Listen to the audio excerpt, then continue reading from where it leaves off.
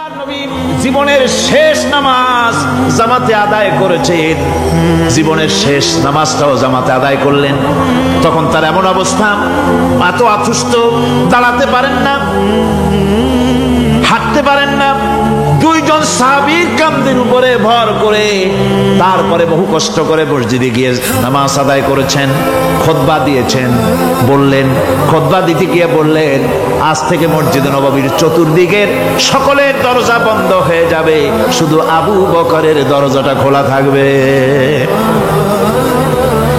আল্লাহর নবী বললেন, আল্লাহ রাব্বুল আলামিন এই পৃথিবীতে তার এক বান্দাকে জাগতিক সব সম্পদ দিতে চেয়েছিলেন, কিন্তু সে বান্দা সব জাগতিক সম্পদকে উপেক্ষা করে মাবুদের সঙ্গে দেখা করা বেশি জরুরি, বেশি পছন্দ মনে করেছেন। এতটুকুন কথা নবীজি বললেন, কেউ কিছু বুঝলো না।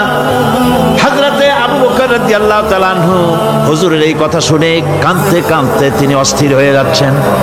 সাহাবীরা চিন্তা করলেন, হুজুর কান্না কার কথা বলেছেন, তাতে কান্নার কি আছে?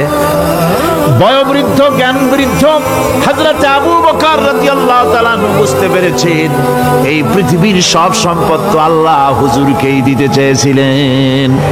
তিনি সমস্ত সম্পদকে উপেক্ষা করে তার মাবুদের সঙ্গে দেখা করার জন্য প্রস্তুতি নিয়েছেন। তার মানে হলো আল্লাহর নবী বিদায় হয়ে যাবেন, আমরা নবী থেকে এতিম হয়ে যাব।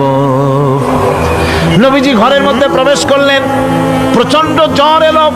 এই প্রচন্ড জ্বর নিয়ে তিনি শুয়ে আছেন, কখনো বেহুশ কখনো হুশ। এর মধ্যে সারা জান হয়ে গেল। সাহাবীরা বহুক্ষণ অপেক্ষা করে হযরত আবু বকরের ইমামতিতে নামাজ শুরু করলেন।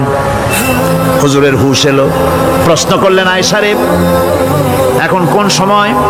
হযরত আয়েশা বলেন, ইয়া রাসূলুল্লাহ, মসজিদে নববীতে নামাজ শুরু হয়ে গেছে। সাহাবীরা অনেকক্ষণ অপেক্ষা করে আমার বাবার ইমামতিতে নামাজ পড়তেছে সবাই, কিন্তু সাহাবীরা কেঁদে কেঁদে নামাজের মধ্যেই কাঁদতে কাঁদতে অস্থির হয়ে যাচ্ছে।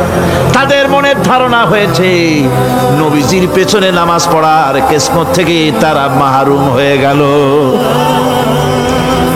নবীজি বলেন, আয়েশা, দরজা খুলে দাও আর আমার মাথাটা একটু উঁচু করে ধরো, আমি একটু নামাজের দৃশ্যটা দেখি। দরজা খুলে দেওয়া হলো, নবীজির মাথা উঁচু করে ধরা হলো। নামাজের জামাতের দৃশ্য দেখে নবীজি আবার শুয়ে পড়লেন। হযরত আয়েশা লক্ষ্য করে দেখেন নবীজির দুই চোখের কোনা দিয়া পানি পড়তেছে। আয়েশা জিজ্ঞেস করেন, ইয়া রাসূলুল্লাহ, নামাজের দৃশ্য দেখে চোখে কেন পানি এলো? হুজুর বলেন, আয়েশা রে, এটা কোনো দুঃখের পানি নয়, এটা তৃপ্তির পানি। এই যে জামাত নামাজ পড়তেছে লোকেরা, এই জামাত কায়েমের জন্য তায়েফের ময়দানে অনেক রক্ত আমার ঝরেছে। উহুদের ময়দানে দামদার মোবারক শহীদ হয়েছে, সাহাবায়ে কেরাম জীবন দিয়েছে। এই যে জামাত আমি দেখতে পেলাম, ভবিষ্যতের একটা ছবি যেন চোখে ধরা পড়লো। আমার মনে হলো কিয়ামত পর্যন্ত এই পৃথিবীতে আমার যত উম্মত আসবে তারা এইভাবে করে জামাতে নামাজ আদায় করবে। নবীজি মাথার কাছে মালাকুল মউত যখন এসে গেছেন, আমার ভাইরা, এই পৃথিবীতে যত নবীরা এসেছিলেন মৃত্যুর সময় সমস্ত নবীরা শেষ কথা যেটা বলেছেন, হাদিস, সমস্ত নবীরা উম্মতের জন্য মৃত্যুর মুহূর্তে শেষ কথা যেটা বলেছেন সেটা হলো আসসালাত, আসসালাত, নামাজ, নামাজ। আমার নবী যখন বিদায় হয়ে যান, বিদায়ের মুহূর্তে মেয়ের কথা বললেন না, কলিজার টুকরা নাতির কথা বললেন না, জামাইয়ের কথা বললেন না, স্ত্রীর কথা বললেন না, মৃত্যুর সময় শেষ কথা বললেন, আসসালাত, আসসালাত ওয়া মা মালাকাত আইমানুকুম, নামাজ, নামাজ, আমার উম্মতেরা নামাজ, আমার উম্মতেরা নামাজ ছেড়ে দিও না, নামাজ। চ্যানেলটি সাবস্ক্রাইব করুন এবং আমাদের সাথে